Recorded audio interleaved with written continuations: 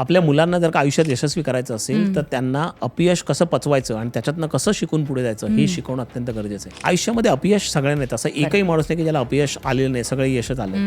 परंतु यशस्वी माणसं तीच आहेत जी अपयशातनं खचून न जातात, त्याच्यातनं शिकून पुढे जातात. आणि म्हणून पालक म्हणून किंवा शिक्षक म्हणून या 4-5 गोष्टी आपण मुलांबरोबर करणं अत्यंत गरजेचं आहे. एक म्हणजे फेल झाल्यानंतर किंवा अपयश आल्यानंतर त्यांना तुम्ही ते जाणून देऊ नका. त्यांना सांगा की बस दिस इज ओके, हे बऱ्याच सगळ्यांबरोबर होतं, तू काही एकच नाही याच्यामुळे होत आहे. दुसरं, तुम्ही आउटकम आणि त्याची जर्नी या दोघांना वेगळं करा आणि मग त्याच्यातनं त्या पूर्ण प्रोसेसमध्ये काय चूक झाली आणि ती चूक बरोबर करण्यासाठी मला आणखीन काय करावं लागेल, काय मेहनत करावं लागेल, कुठल्या प्रकारचे उपाय करावे लागतील, अशा प्रकारचा विचार करायला प्रवृत्त करा.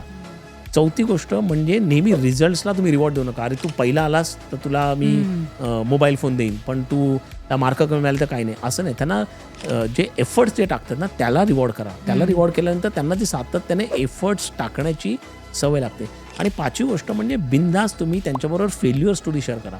आपल्याकडे समाज म्हणून आपण नेहमी यशस्वी स्टोरी सक्सेस करतो, बघा कसा सक्सेसफुल झाला. फेल्युअरच्या स्टोरीज कोणी शेअर करत नाहीत. तर तुमच्या स्वतःच्या फेल्युअर स्टोरीज, तुमच्या आजूबाजूच्या फेल्युअर स्टोरीज त्यांच्यावर शेअर करा. त्याच्यात त्यांना मोटिवेशन येईल की ही माणसं जर का फेल होऊन सक्सेस झालेत, मी पण होऊ शकतो.